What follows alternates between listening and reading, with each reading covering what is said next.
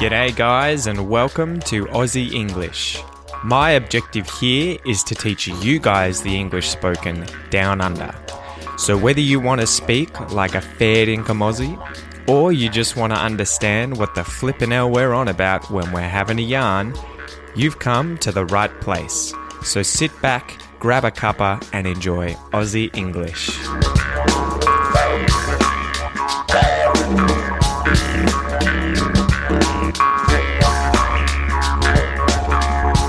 G'day guys, welcome to this episode of Aussie English. Today we're obviously going to be working on contracting the word would, and the next few episodes are going to be focusing on how we contract would onto various different words in English. So in this episode we're going to focus contracting the word would, the auxiliary verb would, onto the various different pronouns in English like I, you, he, she, we, they, and it. You guys will probably already know this pretty well, but the whole point of this exercise and the whole point of this series, as well as this episode, is to just keep getting you good exposure to these contractions, get you used to doing it, and hopefully it gets to the point where it is boring and also incredibly natural for you to do. So you'll no longer have to think about this stuff, it just happens. When you speak, when you write, whatever. So the auxiliary verb would is used in several different ways, in several kind of tenses in English. I don't really want to get too bogged down in the specifics here, but I will just briefly go over it. You can use it in the present tense. I'd like to eat dinner, I'd like to go somewhere, so I would like to eat dinner becomes I'd like to eat dinner. I would go if I had time becomes I'd go if I had time, so that's the present. We can also use it in the past tense, so that's when we follow would with the word have and then past participle. So for example, I would have liked to eat dinner, I'd have liked to eat dinner. I would have gone if I had time. I'd have gone if I had time. So that's in the past. And then there are other examples where you can use this for things that you did repeatedly in the past. So for example, if all the time where you were a young kid you had dinner at a certain time, for example 5 p.m, you could say when talking about this, when I was a kid, I would have dinner at 5 p.m. So when I was a kid, I'd have dinner at 5 p.m. I would always get the bus to school as a child. I'd always get the bus to school as a child. So those are those examples. You can use it in the present, in the past, and also for actions that were repeated in the past that you used to do repeatedly all the time. So as I said at the start, in this episode or in this lesson, we're going to focus on just contracting would onto the various different personal pronouns in English. I, you, he, she, they, we, and it. So we'll do as we always do, just this little listen and repeat exercise, guys. Listen and just repeat these contractions as well as the uncontracted forms at the start, just to get you guys practicing your pronunciation and getting used to turning these uncontracted forms into the contracted forms. So let's go. Listen and repeat after me. I would. I'd. I would. I'd. I would. I'd. I would. I'd. I would. I'd. You would. You'd. You would. You'd. You would.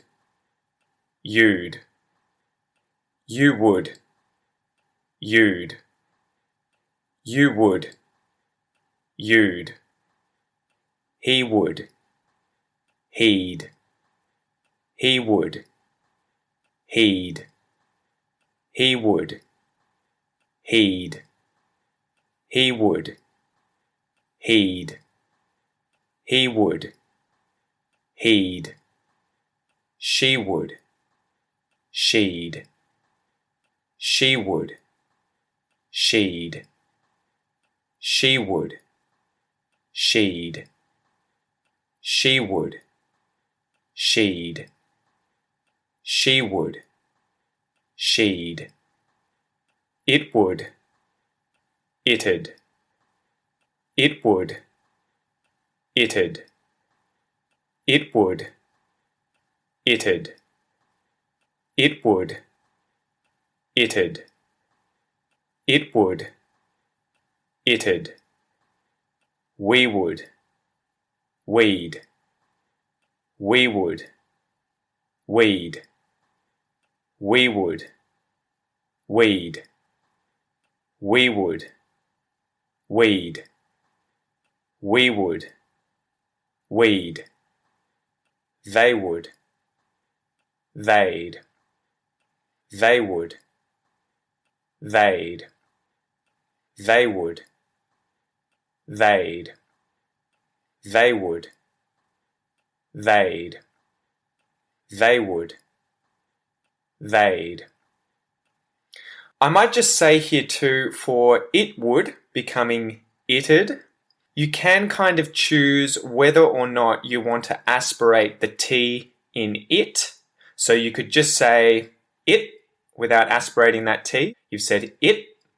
Or you can say it with the aspirated T, where you say it, it. So when this is followed by the ED, it can either sound like it'd, it's almost like there's two Ds in there, it'd, or if you aspirate that T, it sounds like Ted after the I, so it becomes it'd, it'd.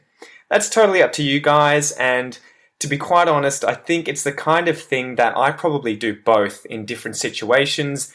Anyway, that's just a little side note there for you guys if you really want to get into the details of how to pronounce it would when it's contracted into it'd or it'd. So we'll go into the substitution exercise, guys, as we always do. And in this exercise today, I'm going to do two different exercises. And not only are we going to focus on contracting the word would onto the various pronouns, but at the same time, I want to kill two birds with one stone and also practice some other common expressions or like a native kind of chunks of words that get used quite often with the word would. So if you follow the podcast and you've listened to my Like a Native series, quite often those are expressions that aren't necessarily interesting or difficult. They're simple little things that native English speakers say. And so I've got two of them today that follow the word would. So would be better off. Would be better off. This means to be in a better position, condition, or situation. And that'll be the first one we do in the first substitution exercise. And then would sooner plus do something. Would sooner do something. And this is, it's just a way of saying that you would rather do one thing than another thing. So I'll get to that in the next one. But to start with, we're going to focus on not only contracting would onto the pronouns, but also using the phrase be better off, to be better off. And again, to be better off means to be in a better position, condition, or situation. So let's do some of these phrases, and by the end of this substitution exercise, hopefully you guys will have not only learnt how to contract would, but you will have also learnt how to use would be better off. So in the following exercise, guys, as always, you can treat this as a listen and repeat exercise if it's a little difficult at first, where you just listen to what I say, you repeat it, and then you listen to the contracted form, the second sentence, and repeat that again. Or if you want to make it a little bit more difficult for yourself, treat it as a substitution exercise where I say the first sentence, and then instead of repeating that first sentence perfectly or exactly as I've said it, you contract would and say the sentence with that contracted form. So you know the drill by now, I'm sure, guys. Keep at it. Let's do this. I would be better off getting to sleep early.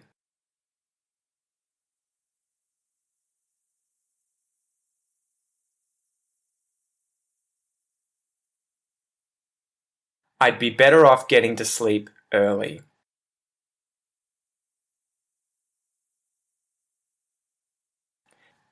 You would be better off not waking the dog.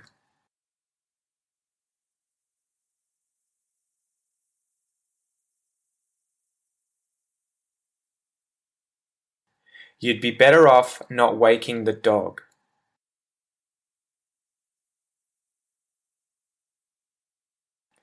He would be better off behaving himself.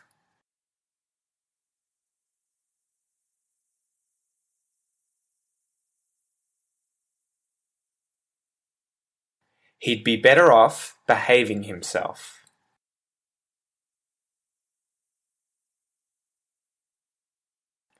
She would be better off cleaning her room.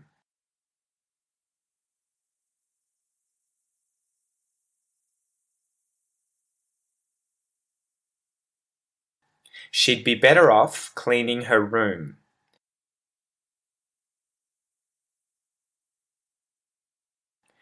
It would be better off in the wild.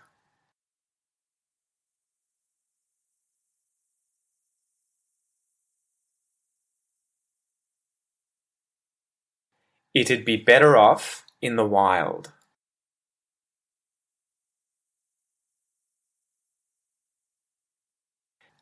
And just imagine here as a quick side note, guys, when I'm saying it, I'm referring to an animal. So imagine it's in a zoo or in captivity and it needs to be released back into the wild. So it'd be better off in the wild. We would be better off eating healthy food.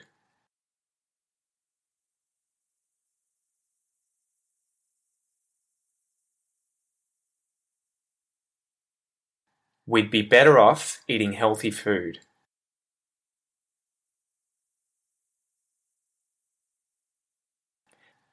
They would be better off minding their own business.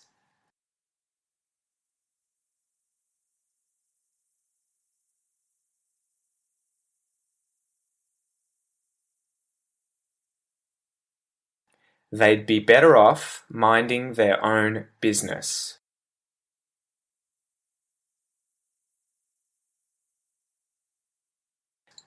And as a mini side note here too, guys, if you mind your own business, it means you don't get involved in the affairs of other people. So you keep to yourself, you don't bother yourself with other people's issues or other people's business, the things they're doing. So you keep to yourself, you mind your own business. So that's the first substitution exercise there, guys. Go over it again if it was a little bit difficult, but keep practicing it and hopefully you'll learn the sense of would be better off doing something, as well as how to contract would onto the different pronouns. And now for the second substitution exercise, where this time again we're going to practice contracting would onto the various different pronouns that we've covered already. And we're also going to practice the phrase would sooner do something. So would sooner plus a verb, something. So remember that would sooner plus do something means that you would rather do one thing over another thing. You would prefer to do something as opposed to another thing. And this is quite often said in an exaggerated form, and it's used talking about anything you would prefer to do over anything else. So let's get into this. I would sooner eat dirt than kiss her.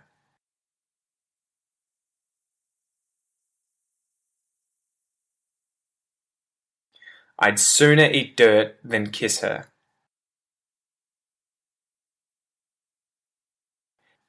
You would sooner die than hurt him.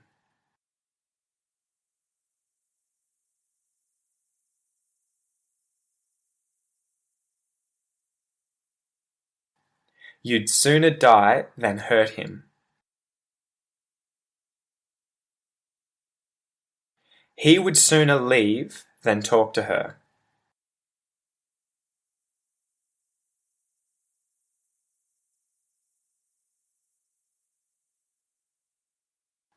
He'd sooner leave than talk to her. She would sooner kill herself than wear that dress.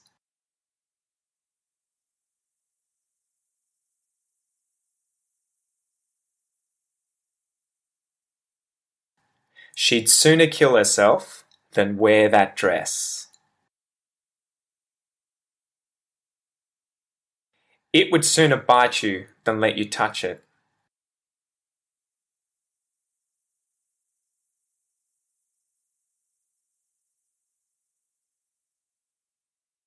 It'd sooner bite you than let you touch it. And remember here as a side note, guys, I'm talking about an animal. So this animal would prefer to bite you than to allow you to, say, pat it or touch it in some way. We would sooner quit our jobs than work for them.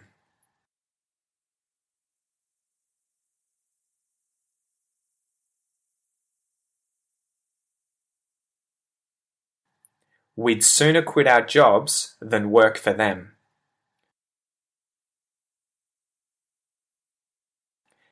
They would sooner believe me than you.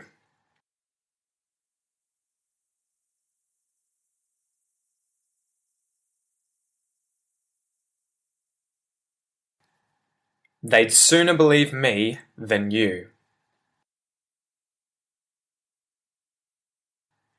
So I guess I can walk through these different sentences too, guys, just to give you an idea. If you're saying someone would sooner eat dirt than kiss someone, then obviously they would prefer to eat dirt than to kiss someone. If someone would rather die than hurt someone, it means that they obviously don't want to hurt that person. They would rather kill themselves or die than harm someone. If you'd rather leave somewhere than talk to someone, obviously you don't like that person and you'd prefer to leave the party. If you'd rather kill yourself than wear a dress, again, that is a very good example of exaggeration. Obviously you wouldn't prefer to die than to wear a certain dress. I mean, hell, I'd wear a dress if it meant not dying. But it's that exaggeration of that dress is so awful, I would rather die, I would rather kill myself than be seen alive in it. And obviously an animal would sooner bite you than let you touch it. The animal's going to prefer that you don't touch it, and if you do touch it, it's going to bite you. We'd sooner quit our jobs than work for them. So say you don't want to sell out, you don't want to work for a bad corporation. Maybe it's Coca-Cola or something, and you would rather leave your job if Coke bought your company or somehow, became your employer than work for Coke. And they would sooner believe me than you. That's just that idea of they trust me, they believe me way, way, way more than they would ever believe you. They would much prefer to believe what I say than actually believe you.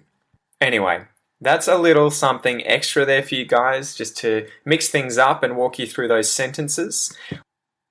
Remember, guys, if you find this difficult, repeat it a few times, practice these different phrases, write them out, do whatever it is that you need to do in order to add them to your active vocabulary when you're speaking. But the most important thing, the most important message to take away is really you need to use it. You need to be saying things like this in order to remember how to say them. You need to be writing things like this in order to remember how to write them. So just keep using this stuff. And that's the whole point of these exercises where you listen and then repeat. I'm trying to make you say it yourself and build up that muscle memory and the neurological memory as well of how to say these words. See you in the next episode, guys.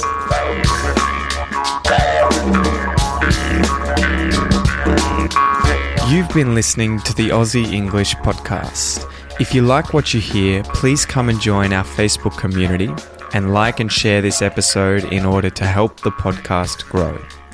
If you'd like to support the Aussie English Podcast, please consider donating a few dollars on my Patreon page, which will be linked in the episode transcript. The more you guys donate, the more time and effort I can spend improving the podcast. Until next time, guys, all the best.